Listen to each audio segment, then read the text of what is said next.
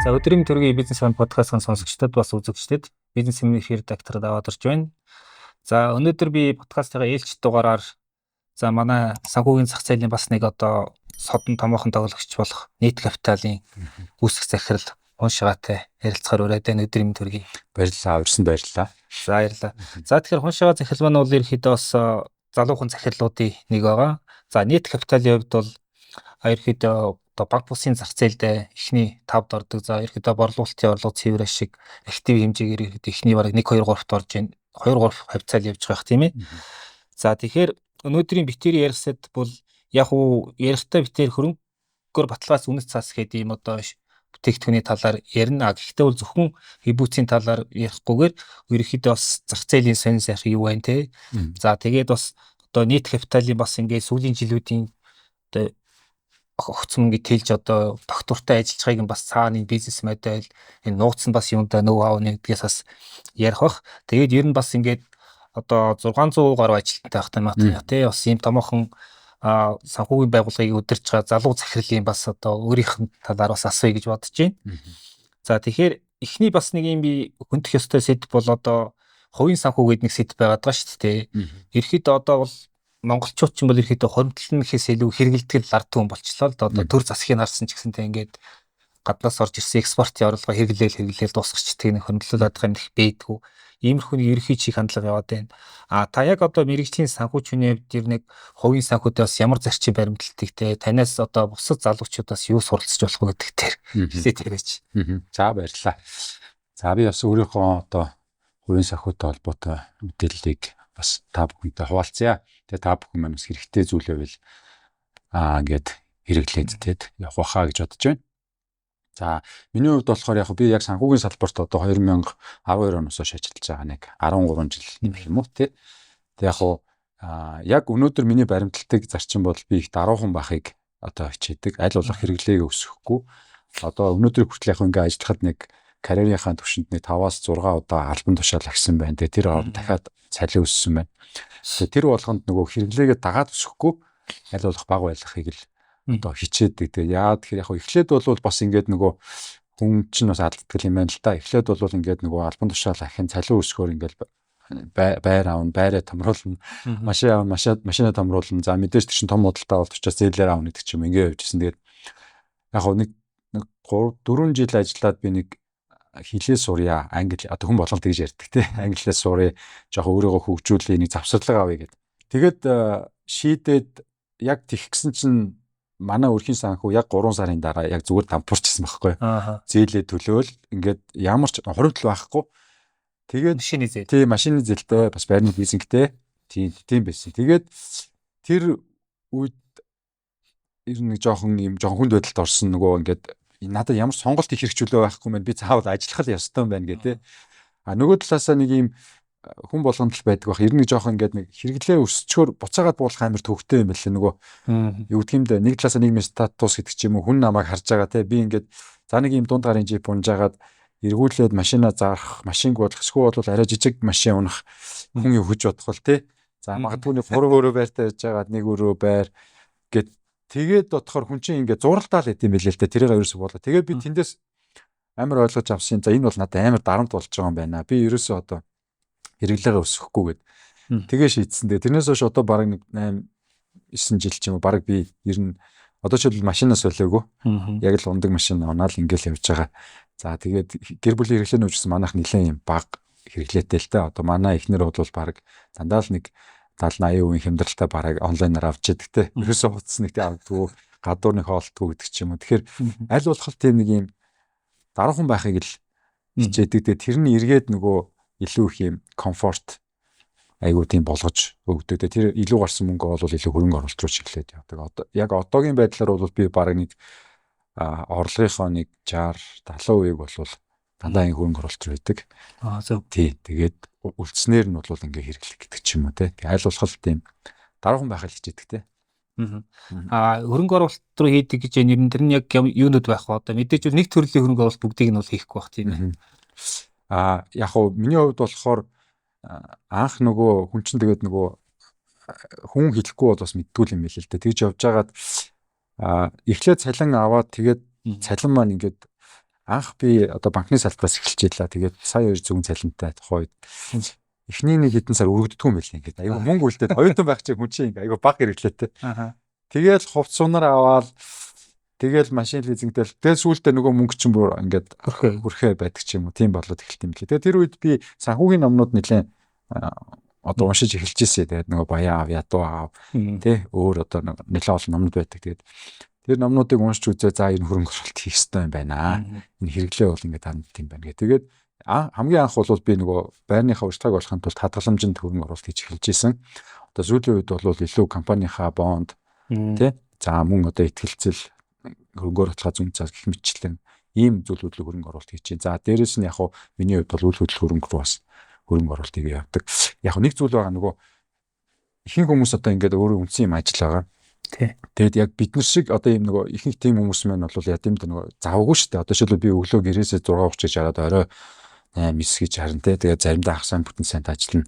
Тэгээд ийм завгүй үед нөгөө илүү юм мэдлэг шаардах, судалгаа шаардах одоо хувьцаа гэдэг ч юм уу, coin гэдэг ч юм те ингээд крипто гэдэг ч юм. Ийш ингээд ороо явахаар тэр өөрөө их алдах магадaltaй рисктэй. Тэгэхээр миний хувьд болохоор ямар зарчим баримталтай гэхээр аль болох нөгөө юм эрсдэл багтай гэхдээ боломжийн өндөр өгөөчтэй ийм хөрөнгө оруулалт руу явдаг. Тэр бол илүү нөгөө банк усын одоо хадгаламж, бонд, тэтгэлцэл гэдэг ч юм уу нэг талаа нөгөө талаасаа би үйл хөдлөл хөрөнгө рүү худалдаж аваад тэр одоо туристлээд гэдэг юм уу ингээ явдаг. Ийм хоёр төрлийн хөрөнгө оруулалттай.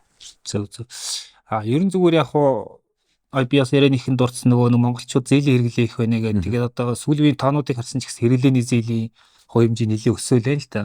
Цалингийн тэтгэврээ одоо юу гэдэг хадгаламж барьцаасан гэдэг энэ гурван төрлийн зээл айгүй огцсон өссөн байгаа. Тэгэхээр ерөн зүгээр яг таны ажигласнаар одоо бидний одоо хэрэглэх зээлхийн одоо зан үйлх юм уу энэ амьдралын хэв маяг нэг та юу гэж ажигладаг вэ энэ дээр та яг хөө би бол зээлийг их буруу гэж боддог юм аа. Тийм яагаад тэгэхээр зээл бол бидний амьдралыг амьд тохижулж байгаа. Жишээлбэл одоо залуу гэр бүл гээд байлахад одоо би ч гэсэн тийм лээсэн байртай болох, машинтай болох тэр хэрэгцээ бол байгаа. Тэр анхдагч хэрэгцээ. Тэгээд тэр өндөр дүнтэй юм чи хоримтлуулаад авахд аягүй төвөгтэй шүү дээ тий.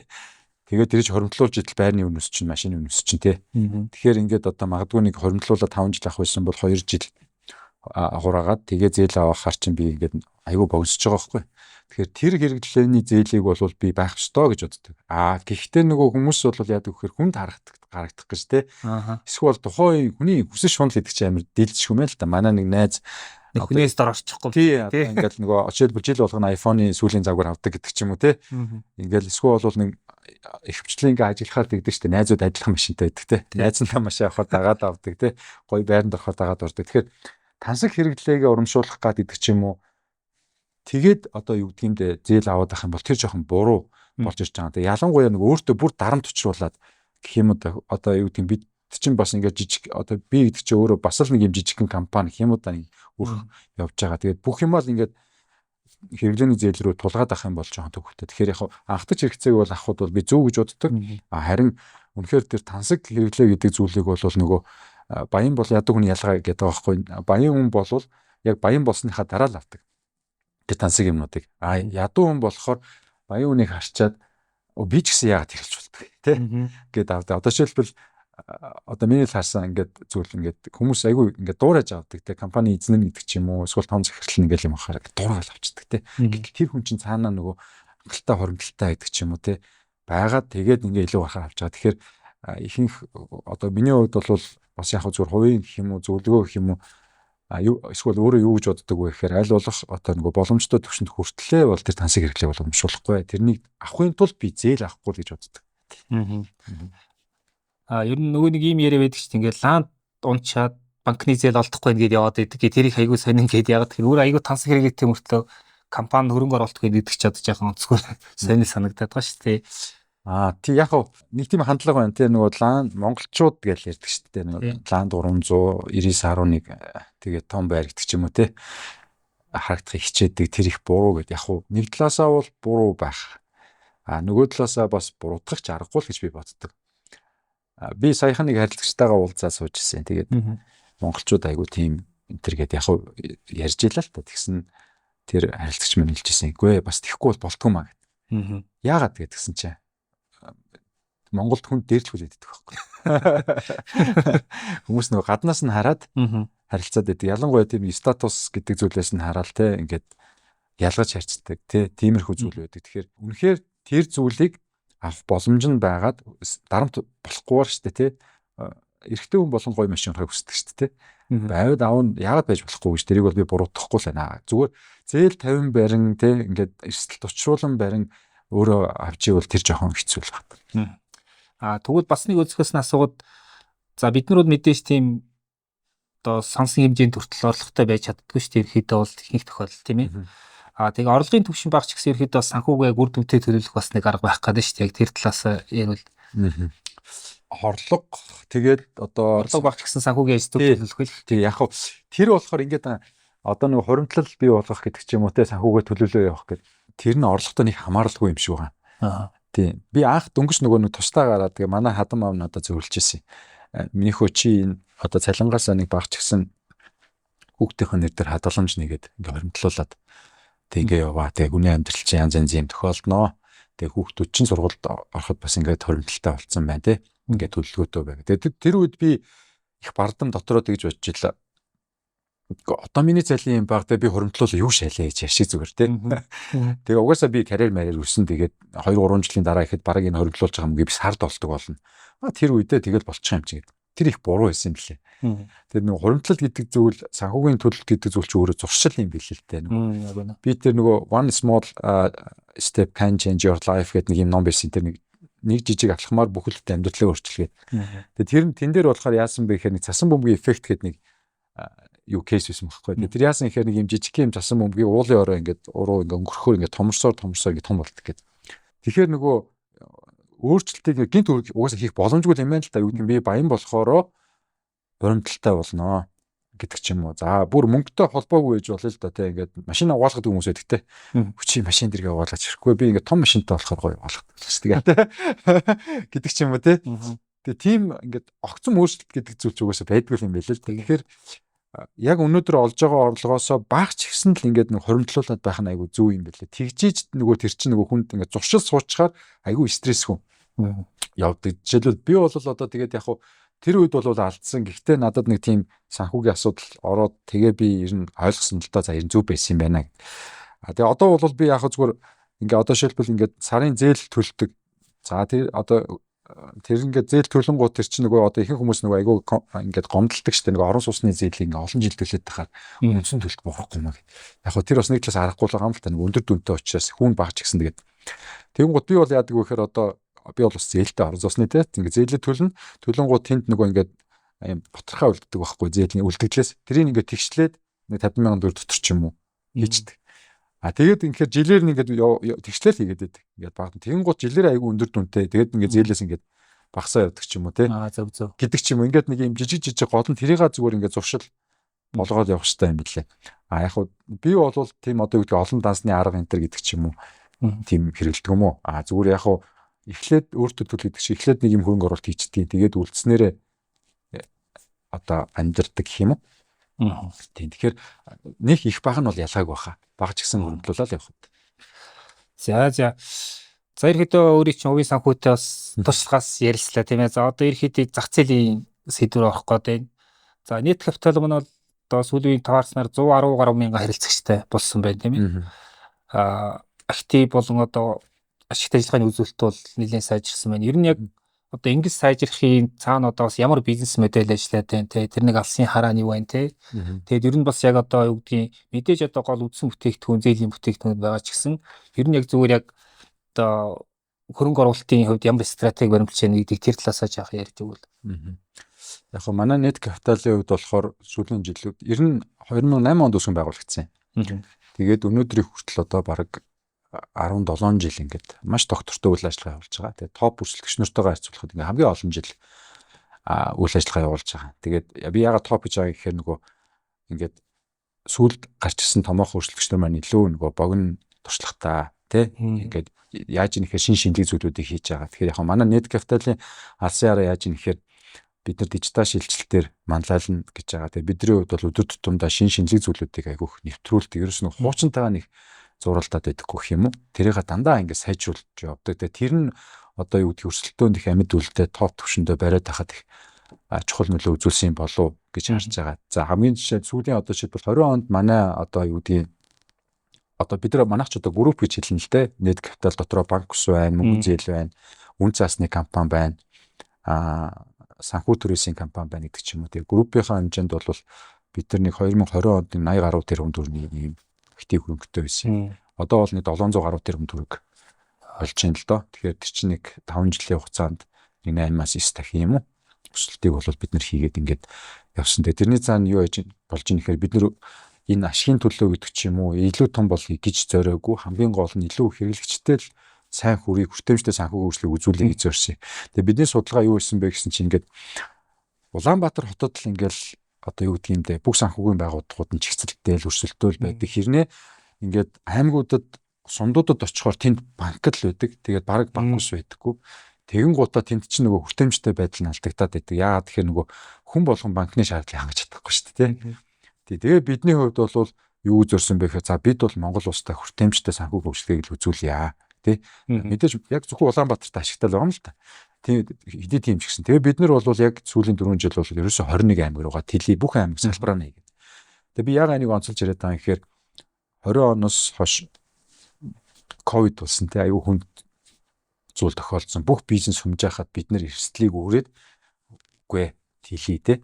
Тэгээ энэ нэг талаас бид нар ч боломж нөгөө талаас харилцагч хэрэгцээ. Тэгээ бидний хувьд бол одоо бол 48 салбартай бүх аймаг салбараа нээсэн. Тэгэхээр энэ маань ингээд нэг талаас харилцагч талдаа нэлээ их хүртээмжтэй болж ирж байгаа.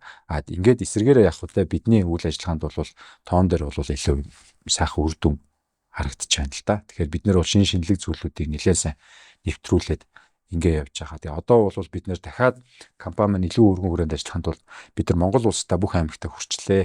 Тэгэхээр одоо бид нар олон улсад гарах хэрэгтэй юм байна гэд ингээд одоо стратеги төлөв бас өөрчлөлт ингээ явж байна. За том банкуд бол одоо ойлгомжтой ер нь зарим нь бол нэлийн хэдэн банк ингээд гаднаас янз янзын аргаар санхүүж татж байна тийм ээ. Банк усууд маань одоо хөрөнгөөр баталгаас үнэт цаас гаргаад бас нэлийн хэд хэдэн үнэт цаас гарчих шиг боллоо л доо. Танайх бол бас хоёр дахь гаргачих байна гэж байна. Анхных нь байна уу? Манайх анхных нь байна. Тий. Саяхан бас зөвшөөрөл гарсан байгаа гэж одоо удахгүй зарлагдах бах тийм ээ. Тэгэхээр хөрөнгөөр баталгаас үнэт цаас гэдэг энэ одоо бас ер нь бол тий шинэлэг бүтээгдэхүүн байгаа шүү дээ маань зах зээлд бол яг энэний бас онцлог юм уу те ер нь ягаад бас банк босууд маань ер нь яг компаниуд маань эндийг ийм аргаар хөрөнгө оруулалт татах юм сонирхол ихсээд байна гэдэг дээр яг тийм тэн мэдхэн талаас нь ярьж игэл тийм ээ. Яг хөө би бол нөгөө харилцагч талаасаа ярих юм бол харилцагч ордоо очиж байгаа өгөөж идэх ч юм уу шин чанар талаасаа хүн болгоны мэддгээс адилтгаж хэлэх юм бол хадгаламжтай юм адилхан. Тий хүмүүсийн хөрөнгөөр баталгаа зүүн цаас гэдэг зүйлд ингээд тодорхой төвшин мөнгөө ингээд хийлээ.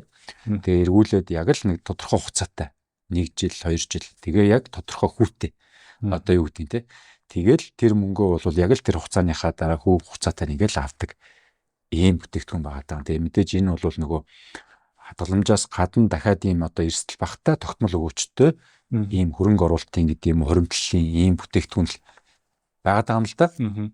Тэгээ энэ дээр яг нөгөө мэдээж банксууд маань бол энэ хөрөнгөөр баталгаа зүүн цаас дээр бас хөрөнгө оруулалт босгох дээр нэлээд идэвхтэй одоо ингээд явж байгаа.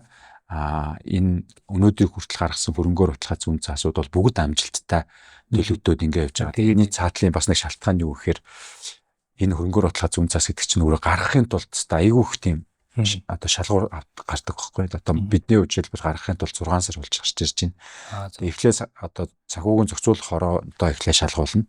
Зохицуулахороо маань бол за энэ Net Capital сүүлийн 1 жил ямар нэгэн алдаа дутагдал гаргаж ийн үү гэдэг. За тэгээ дараад нь мэдээж нөгөө энэ татсан одоо мөнгөө эргээд төлөхийн тулд бид нар чинь нөгөө зээл олгодог. Тэр зээл маань л одоо хэвэн төлөгдөх ёстой тий. Тэгэхээр тэр зээл нь ер нь чанар нь сайн байна уу гэдгийг нь бол одоо хараад бас хуулийн компани, хараад бас аудитын компани шалгаж байгаа. За тэгээ дээрээс нь бол дахиад нөгөө Underwriter гэдэг одоо үн цаасны компани ороод ирдэг. За тэгээ дээрээс нь бол дахиад бүр ингээд юу болоод байна гэхээр одоо яг тэр нөгөө харилцагчийн мөнгө эргээд төлөхийн тулд компани эрслээс нь салгахын тулд тэр яг эргэн төлөлтийн нь болохоор тэр хөрөнгөний удирдлагын нь болохоор дахиад тусдаа компани удирддаг. Одоо шийдвэл манай дээр Монголын ипотекийн корпорац удирдах байгаа МИК одоо та хүн болгоны одоо мэдгээр тий. Тэгэхээр энэ бол ингээд айгүй олон шалгуурыг ингэж хангаж гарч ирдэг ийм зүйл байгаа даа. Бидний хувьд бол яагаад өнөөдөр ингээд өмнө гаргаж байгаагүй яагаад одоо гаргаж байгаа юм бэ гэдэг. Нэгдүгürt бол энэ бол нэлээд юм ажиллагаатай. Хоёрдугаарт бол одоо юу бидний хувьд бол өмнө бол гаднаас олон улсаас санхүүжилт татах, за бондоор итгэлцлэр гэд нэлээд ингээд явж исэн. Одоо бол бидний хувьд бол яг хөө нэгдүгürt бол энэ хөрөнгөний зах зээл, санхүүгийн зах зээлтэй бас өөрийн гэсэн хувь нэмрээ оруулъя те гэдэг үндсэн дээрээс бол ингээд цаг зардал те бүх зүйлийг гаргаад ингээд явж байгаа. Дээрээс нь компани маань ч гэсэн дараагийн түвшинд бас гарах хэрэгтэй юм байна гэх. Ингээд л одоо хөрөнгөөр оруулах зүүн цаас гэдэг бүтээгдэхүүнээ бол ингээд гаргаа явж байгаа. Одоо манай бол гаргаж байгаа хөрөнгөөр оруулах зүүн цаасын хувьд бол 20% хүүтэй 2 жилийн хугацаатай. Тэгээд хүүгээ улирал болгон зөв авчна. Тэгээд мөнгөнд нөнгөө бол хагас жил тутам бас буцаагаад аваад ингээд тэнцүү дүнгээр аваа явах. Жишээлбэл одоо нэг 100 сая төгрөгтэй хүн манад хадгаллаа гэж бодоход жилийн 20% гэхээр жилдээ нэг 20 сая төгрөг аавна гэсэн үг. Хадгаламжинд байршуулвал нэг 12 сая төгрөг 12% гэхээр нэг 8 саяын зөрүү байна те. Тэгэхээр 8 сая гэдэг чинь одоо бас нэг юу гэдгийг одоо машин жижиг машин авчин машин урьдчилгаа хийчихнэ гэдэг ч юм уу те. Эсвэл бол залуу гэр бүл тавилга авчин гэдэг ч юм уу. Ингээд бас нэлээд баггүй мөнгө байгаа. Дээрээс нь Монгол улс ч өөрөө яагаад бид нар бас ингээд нэг 20% гээд хүү тавьсан юм гэхээр Монгол улс өнөөдөр инфляц өндөр байна те. Сая 2025 оны 1-р улирлын байдлаар 9.6%. Тэгэхээр барааны үн чинь 9.6 өрсөлдсөн байна шүү дээ. Тэгэхээр одоо юу гэдгийг харилцагч одоо юу гэдгийг 10% хүүтэй хадгалуулаад тэгээ эргүүлээд худалдаа авалт хийхээр барааных нь үн 10 өсөд харж чинь одоо ингээд аюу төвхтэй байдалд орчоо. Тэгэхээр бид нар 20% гэхээр бид юу зорсон гэхээр ямар ч гэсэн юмны өсөлтөөс 2 дахин өндөр өгөөжийг харилцагчтай үгүй тий. Тэгэхээр харилцагчтай ч ашигтай бид нар ч ашигтай ийм байх ёстой гэсэн ийм зорилготой л бид ингээд явж байна. Бас одоо хөрөнгө оруулалтын хэрэгслээс олсон нөгөө орлогч нэг татвар ийм бас нэг хувь хэмжээ байгаад байгаа шүү дээ. Хувьцаа одоо хадгаламж энэ төр бол бас хүн цаасан дээр бол татвар нь ямар байгаа юм бас. Энэ дээр бол яг хуу одоо манай туршлагатай хөрөнгө оруулагч нар бас сайн мэдэн дээ. Энэ нээлттэй хөрөнгөний зах зээл дээр гарч байгаа бүтээгдэхүүн дээр бас нөгөө одоо юу гэдгийг дэмжиж үзээд байгууллагуудаа дэмжиж энэ хуультай бол 5% гэд буюу хадгаламж бол 10% байдаг шүү дээ. Тэгэхээр 2 дахин бага ийм одоо зохицуулт бол ороод ирсэн байгаа. Тэгэхээр энэ харилцагч талдаа ч гэсэн их давуутай гэсэн үг л дээ. Бодит өгөөж гэх юм уу тэр нь өндөр. Таас ч одоо 30 тэрбумын 30 тэрбумын хөрөнгө оруулалт зүүн цаас харилцагч талдаа бол одоо мөнгө хадгалуулаад 20% өгөөж аваад ингээ явна. Тэгээд маш одоо эрсдэл багтай. Тэгээ яагаад тэгэхээр маш олон оролцогч талууд оролцоод ингээд явж байгаа юм байна. Нийт капитал ерөнхийдөө банк бусын зах зээл маань бол сүүлийн 4-5 жилд бас угаасаа тэргүй айгуу эрчтэй ус одоо баг 7 их 80 болцсон байгаа ч тий. Гэхдээ одоо сүүлийн үед ингээд нөө санхүү зөвтөлөхөөрөө Монгол банкны янз бүрийн шийдвэр гараад бас тодорхой хязгаарлалтууд орж ирж байгаа шиг байна. Тэ одоо өөр орлогын харьцаач гэдэг юм уу. За одоо банкнаас санхүүжилт авахыг хязгаарлаж гэдэг юм уу те. Тэгэхээр ингээд ерөөхдөө бас нэг тодорхой юм одоо зүгээр миний ажиллаж байгаа юм банк бусын зах зээл тодорхой юм байгалийн шалгарал явагдах гэдэг шүү дээ. Одоо 500 гаруй банк бус дотор маань угаасаа тэгтээ тэг нэг 20-30 банк буслаа ихэнх одоо зах зээлийг бүрдүүлж байгаа те. Тэгэхээр яг ийм нөхцөлд net capital цаашдаа гэдгийг хөрөнгө оруулалт татахтаа даа ч гэдэг юм. Ер нь нийт бизнес модель дээр яг ямар хөө стратеги баримталж байна те. Ерөөхдөө бол ингээд цаашдаа бол одоо энэ эрчтэй өсөлт болж яах ингээд буураад саарах гэдэг шүү дээ тийм. Яг хөө энэ жил бол банк бусын сектор дээр бол тодорхой өөрчлөлтүүд бол орж ирсэн. Тэгээд бүгдээрээ мэднэ үр орлогын харьцаа гэж байгаа тийм. Тэр маань бол нэлээд арай чангараад ороод ирэх жишээний. За тэгээд мөн одоо нөгөө татж байгаа их усүр дээр харьцаа үзүүлэлт маань арай чангарах жишээний. Тэгээд яг хөө энийг бол би нэг талаасаа зөв гэж харж байгаа.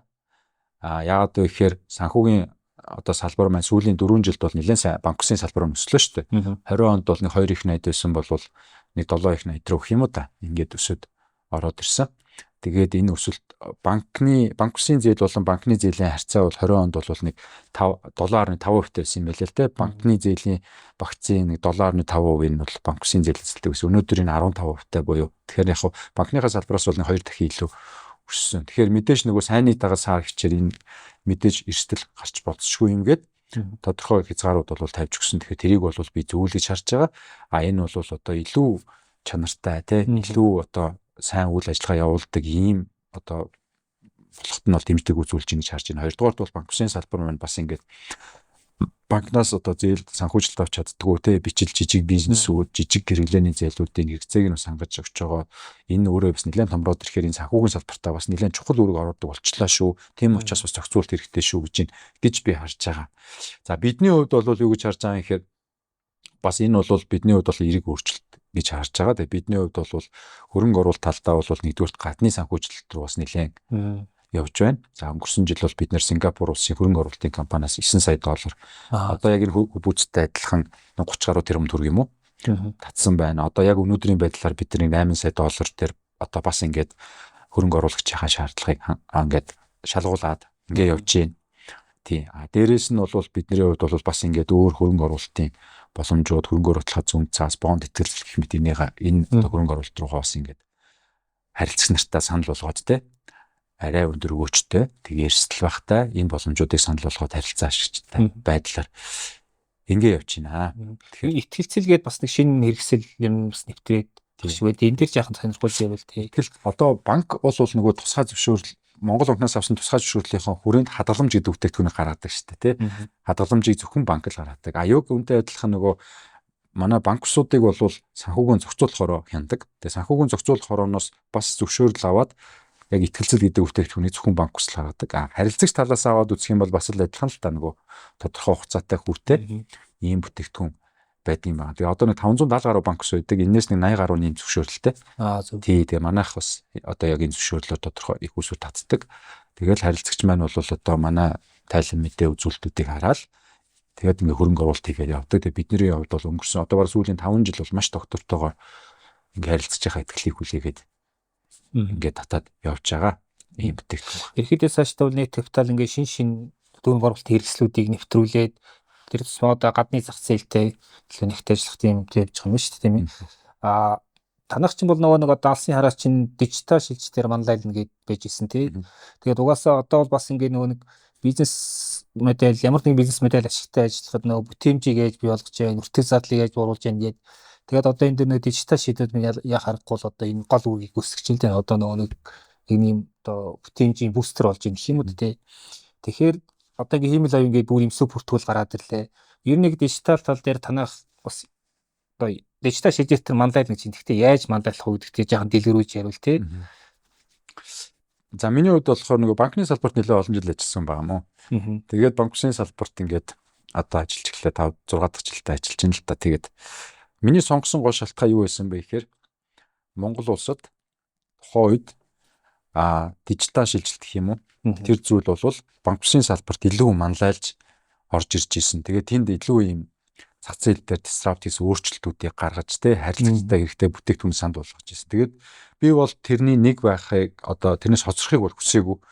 Орж ирсэндээ ч бас баяртай байгаад байгаа. За манай net capital-ийн хувьд бол нэлээд юм суралцаж өөрчлөлтөө гэж хэлсэн. Тэгээд бидний хувьд бол анх 100% уламжлалт ийм санхүүгийн байгууллага байсан 2008 онд үүсгэн байгуулагдсан. Тэгээд бидний хувьд бол бас л ингээд маш ийм өөрчлөлтөө хийгээд дижитал шилжилтээр манлайлаад яг манлайлна гэдэг нь манай бүх бүтээгдэхүүн үйлчлэгийг ингээд харилцагч аппликейшнээр утсаараа авдаг хэрэгцээнд нь илүү тохирсон юм байх. Ингээд явж байгаа. За тэгээд дижитал шилжилтээр яагаад манлайлах гэдэг юм тэгэхээр нэг ийм ойлголт байгаа юм л та. Дижитал шилжилт эсэргээрээ яагаад харилцагчтай их ашигтай байгаа ингээд. Би анх 2012 онд одоо банкны салбарт эрсдлийн шинжээчээр тухайд ингээд ажиллаж ирсэн. Тэгээд өнөөдөр банкуд маань ч гэсэн дижитал шилжилт сайн хийж байгаа шүү. Бас энэ дээр буруу ойлголт авчиж магадгүй. Тэгээ тухайн үед бол нөгөө хийж яхад дижитал гэдэг юм нэг ярьдаг байлаа. Цалингийн зээл ахад 7 хоног гэсэн. Тий. Их уддаг тий. Тэгээд нэлээ одоо юу гэдэг юм дэ дижитал гэхээс илүүтэйгээр хүний туршлага их чухал байсан. Би олон жил ажилласан айгүй мундаг ажил. Өнөөдөр эдийн засагчлал байлээ тий. Тэгээд дээрэс нь өнөөдөр тийм байхаа болцсон. Тэгээ өнөөдөр яагаад тийм байхаа болж ийм гэхээр нөө дижитал шилжилт бий болоод юмыг илүү хурдан амар болгож байна л да. Тэгээ тухайн үед бол манай аав ээж хоёр нөгөө хэрэглээнийхээ төлбөр тогтцол хааны мөнгөний төлбөр банкнд очиж хойчлолт гэсэн байхгүй. Тэгвэл дижитал шилжилт өнөөдөр харилцагчдаар 3 үндсэн маш чухал давуу талыг авчирч байгаа. Нэгдүгüүрт бол харилцагч зайнаас үйлчлэг авдаг. Одоо юу гэдэг юм бэ? Банкны ч юм уу банк усын салбараар ороод одоо гүйлгээ хийлгэх гэдэг ч юм уу эсвэл зээл авах гэдэг ч юм уу тийм хэрэгцээ маш багассан. Ихэнх хүмүүс гар утснаасаа төлбөрөө төлдөг болсон. Энэ болохоор одоо бид бүгдэд ямар давуу талыг авчирч байгаа юм гэхээр нөгөө цаг хэмнэж байгаа. Зайнаас явахгүй те. Тэгээ хоёрдугаарт нь тэр одоо маш хурдтай байна шүү дээ. Ингээл би банкны салбараар очиод гүйлгээ хийгээд буцаад ирэхэд бол надад одоо юу төвжиглээс хамаарат 2-3 цаг болдог бол 2-3 минутанд эсвэл 20-30 секундэд хийгээд байгаа байхгүй. Тэгэхээр харилцагч талдаа бол маш үнцэнтэй болж ирж байгаа. Би хурдтай болж ирж байна. Зайнаас очих шаардлагагүй болчихлоо. Дээрээс нь дижитал шилжилт бол бизнес талдаа нэг том давуу талыг бий болгож байгаа. Хүнээс хамаарсан алдааг багасгаад зардлыг босгож байгаа. Байгууллага томрох тусмаа айгүй төвхтэй болд юм байна л да. Хянах айгүй төвхтэй.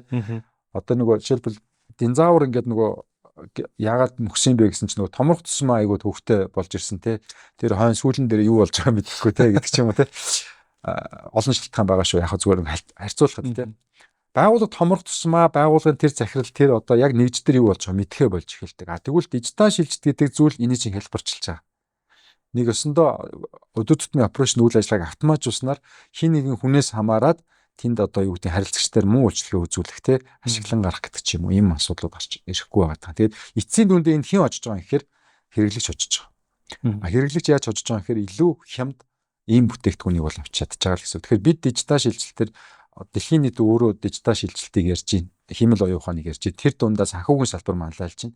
Тэгэхээр бид энэгээр бол манлайлна гэд одоо харилцагчдууд байгаа бүх бүтээгдэхүүнчлэгээ ер нь бол дижитал аппликейшнээр л авахулах тэр төвлөрөөд байгаа. Энэний цаана яагаад байгаа юм гэхээр манай үйлчлэгийг харилцагч илүү хурдтай аваас тий илүү хялбар аваас. Заавал салбар орох шаардлагагүйгээр аваасаа гэдэг ч юм уу тий. Тэгээд илүү хямдхан байгаасаа. Ингээл ингэж зорж байгаа тий. Тэгэхээр одоо бидний хувьд бол хамгийн гол өөрчлөлтүүд бол бас их орон нутгаар явж гинүү гэж харж байна. Илүү яагаад тэгэхээр нөгөө илүү юм дижитал үйлчлэг үзүүлж байгаа газрууд бол Улаанбаатар хоттой төвлөрч байна тий. Орон нутгад яагаад чадахгүй байх гэхээр тэнд салбар байхгүй байна. Тэгээд мэдээж нөгөө харилцагчаа эхлээд сургах ёстой тий. Тэгжээш нөгөө харилцагч нар маань тэр үйлчлэгийг авч сурна. Тэгэхээр бидний хувьд болохоор яагаад тэр өртөг зардлыг гаргаад тэр салбарыг тэнд байгуулад байгаа юм гэхээр тэнд бол мэдээж дижитал үйлчлэг үзүүлж байгаа. Гэхдээ нөгөө илүү хүмүүсээ сургах тий энэ тал руугаа ингээд явж байгаа. Тэгэхээр бидний хувьд бол дижитал шилжилтээр манлайлах эцсийн зорилго бол ер нь санхүүгийн салбартаа харилцагчтай маш хурдтай үйлчлэгийг зайнаас хямд өгье. Тэгээд олон улсад гарыг ийм зорилго. Танах чи NetPay гэдэг үндэс одоо дижитал платформ байгаа тий. Энэ маань ихэдээ цаашдаа бас яаж хөгжих вэ? Одоо нэг юм лайфстайл аппликейшнүүд их гараад байна л да. Одоо бол яг уу Toki гэж байх шиг байна. Нилээ хэдэн байх шиг байна. Тэр ихэдээ яг зах зээл жижигхэн ч гэсэн аюу тийм ширүү өрсөлдөд явагдаад ах шиг байна л да. Ингээд хэрэглэгчийн лоялти ингээд нэг амьдралынх нь хэм маягт ингээд бүр шинжлэх гээд нь шүү дээ тий. Танах энэ нэг дижитал платформыг цаашд яаж хөгжих вэ? Тэр сонирхол уу? Бидний хувьд болохоор нөгөө AI driven гэж хэлээд байгаа нөгөө. Тэгэхээр энэний цаана нөгөө юу гэхээр манай хувьд болохоор AI-аар одоо тулгуурласан, удирдуулсан янз янз хэлээд байгаа юм л да. Тэгэхээр нөгөө шийдвэр гаргалт бол AI дээр төвлөрч гаргана. Тэгэхээр яг AI гэдэг нэг айгүй төвхтэй юм яриад байгаа. Яг цаана юу болж ийн гэхээр өнөөдөр яг харилцагчийн нөгөө бит бүхэн ингээд ямар ч нөгөө шийдвэр гаргалт гэх юм уу бүх юм ингээд утсаар хийдэг болчихлоо. Энд худалдаа авалт хийгдэж байна. Энд би бүтээгдэхүүн хайж байна. Ингээд энэгээр одоо такси дуудаж байна. Одоо юу гэдэг бүх үйлчлэгээд миний бүр туслах болох гэдэг. Тэгэнгүүт яг энд байгаа мэдээлэлээр өнөөдөр хүн шагаад ямар санхүүгийн хэрэгцээ үүссэн, ямар бүтээгдэхүүнийг сонирхдгийн тий магадгүй энэ хүн чинь ямар асуудалтай болчиход байна. Бүх юмыг мэддэг боломжтой болсон. Магадгүй 10 жилийн өмнө 5 жилийн өмнө арай өөр байсан байх. Ягаад тэгэхээр нөгөө ихэнх хүн дата нээдгүүл байлаа шүү дээ. Нөгөө Wi-Fi-тай байдаг. Wi-Fi ч совор тий. Тэр үед бол аяд төвхтэй. Одоо датагаа унтраад хөнгө болцсон байх.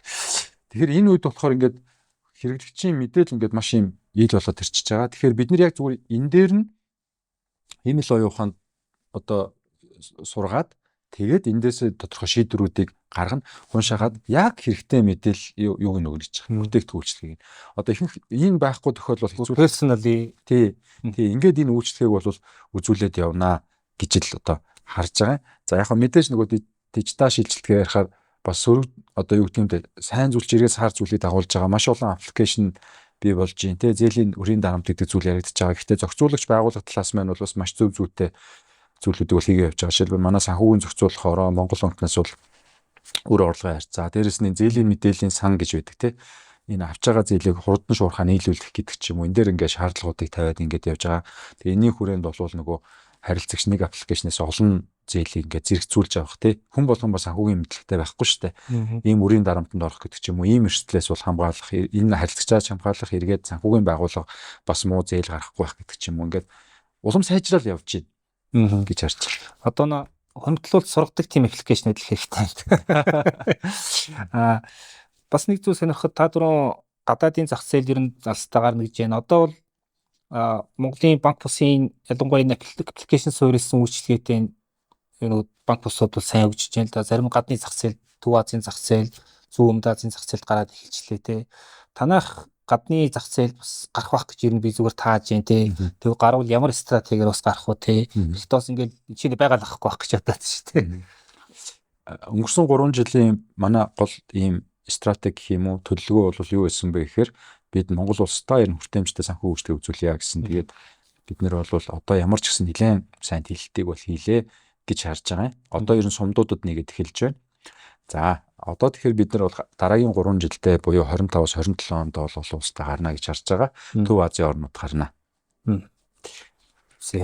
За мэдээ.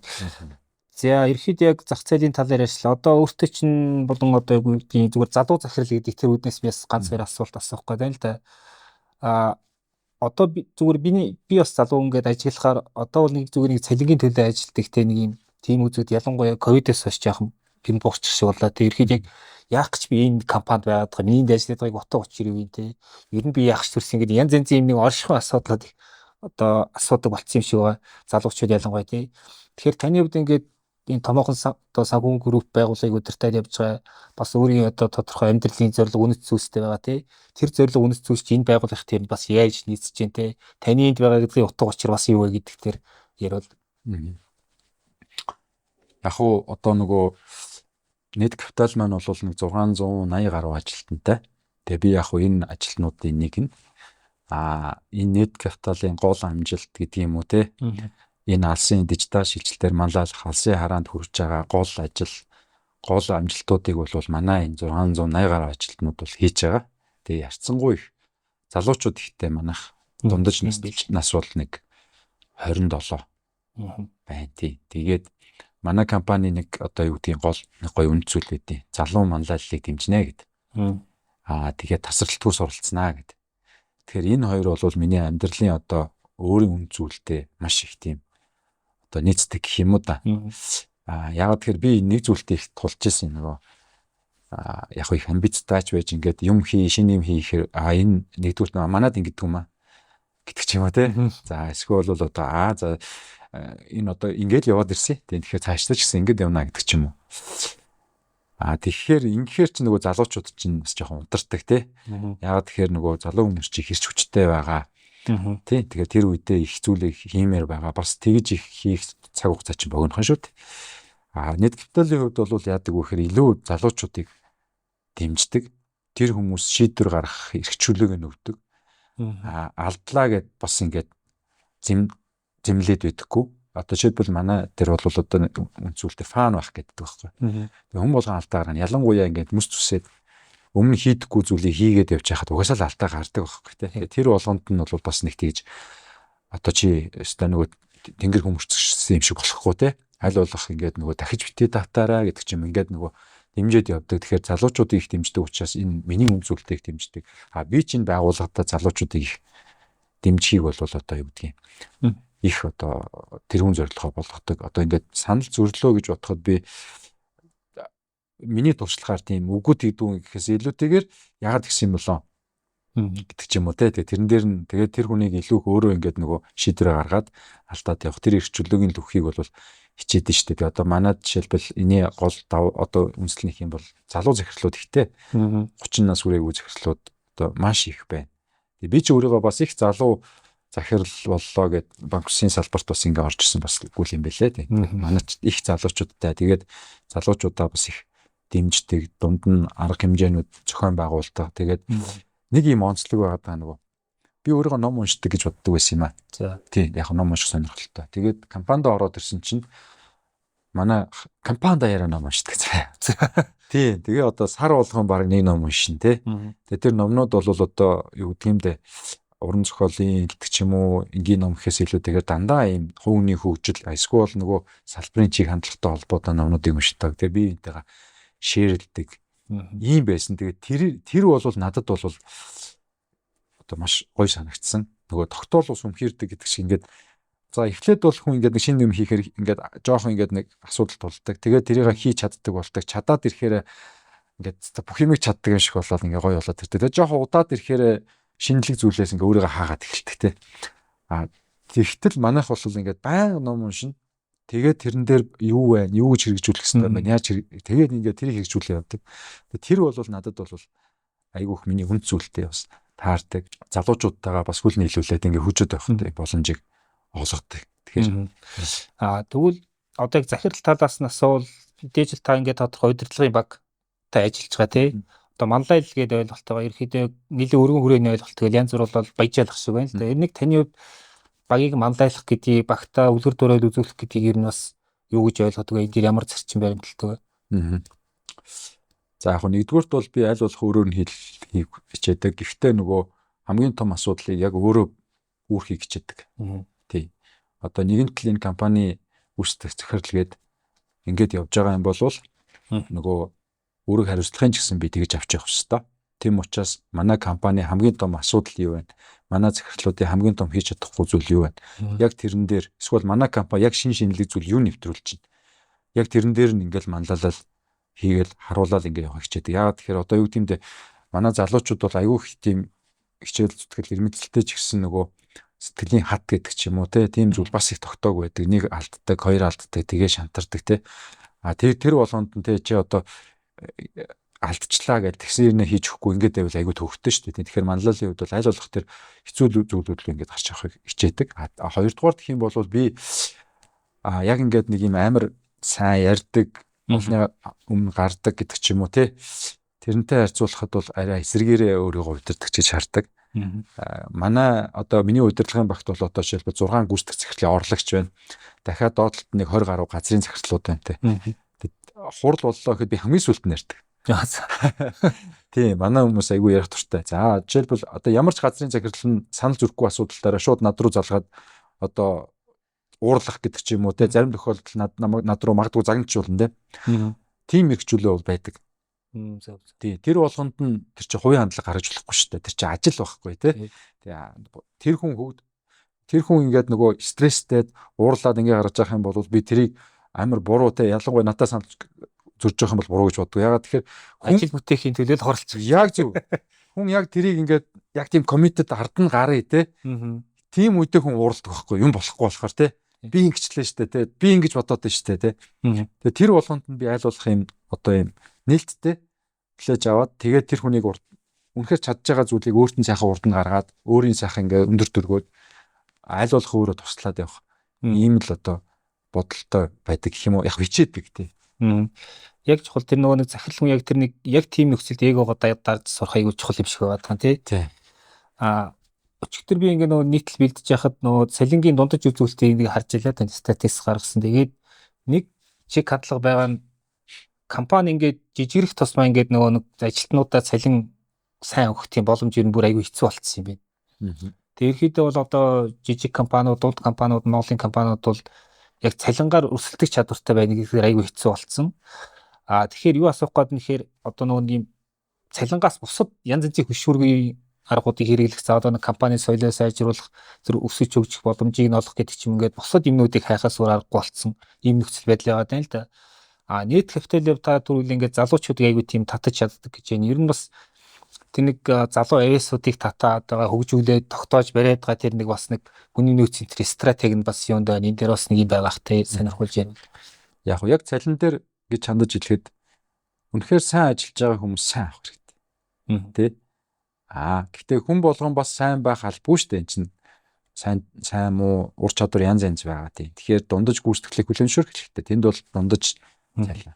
Тэгэхээр энэний цаанд би юу гэж хэлээд байна гэхээр яг шудраг зарчмаар үнэлэх хэрэгтэй. Тэр өөрөө ил тод байх нь айгүй чухал.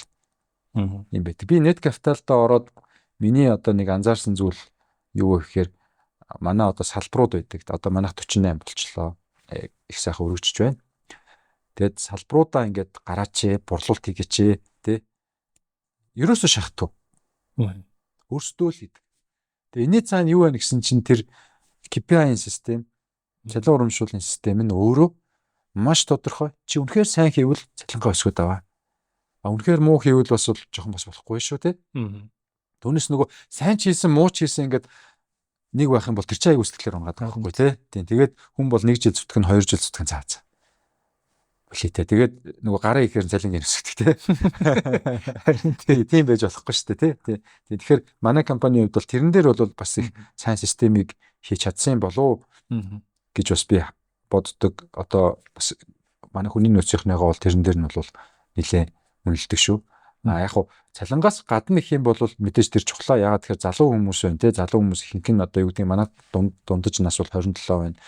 Гэр бүл зохиогоогүй те. Зохиогч байгаа дөнгөж төгссөн хүмүүс бол их байгаа. Тэр хүмүүс маань бол одоо юу гэдэг цалингаас гадна чухал зүйлүүд их байгаа байхгүй юу. Тийм одоо энэ хамт олон те дотоод спорт өдөрлөг арга хэмжээ, дотоод суралцах хүсэл те. Дээрэс нь тэр дунд хамгийн чухал нэг зүйл үүдээ.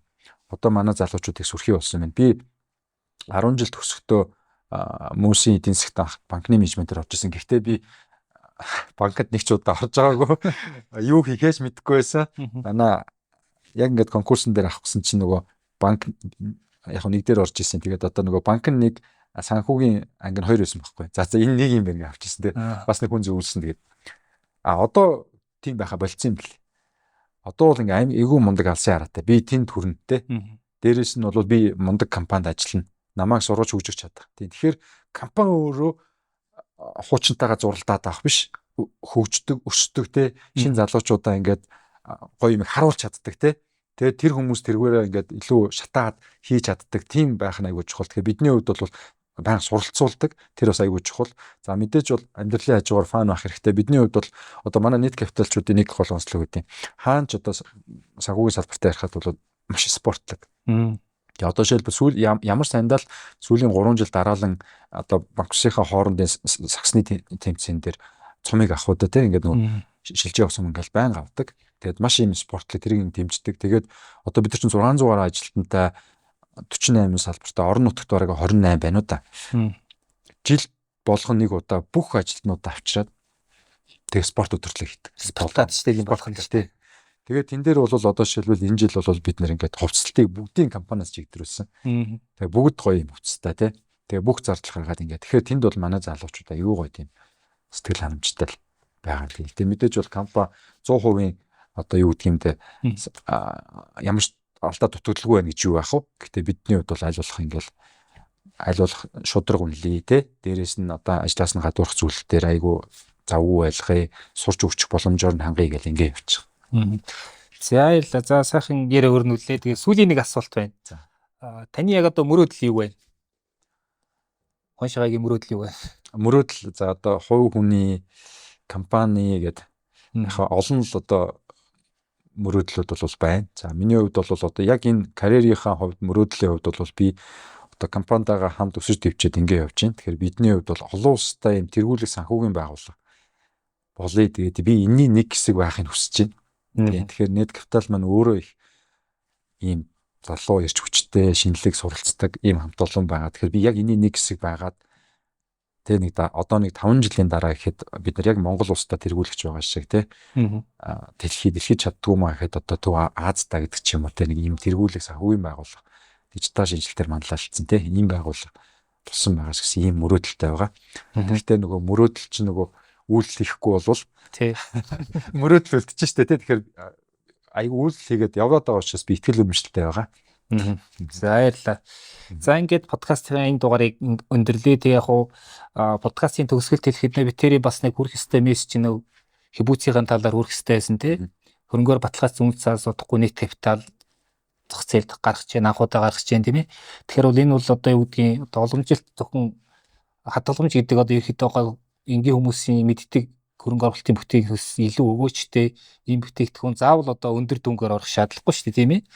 Ороод туршаад хөрөнгө оруулалт хийгээд үзээрэй гэж зөвлөх байна. За ингээд подкастын дугаар өндөрлөе. Бизнесмений подкастын сонсогч та бүхэн манай подкастын YouTube channel-ыг дагаарай, лайк, share, комментээр биднийг дэмжээрэй гэж хүсэж байна. За ингээд манай дугаарт Net Capital санхүүгийн группийн гүйцэтгэх захирал Хоншигаа оролцлоо. Тэр ажилд амжилт хүсье. Баярлалаа.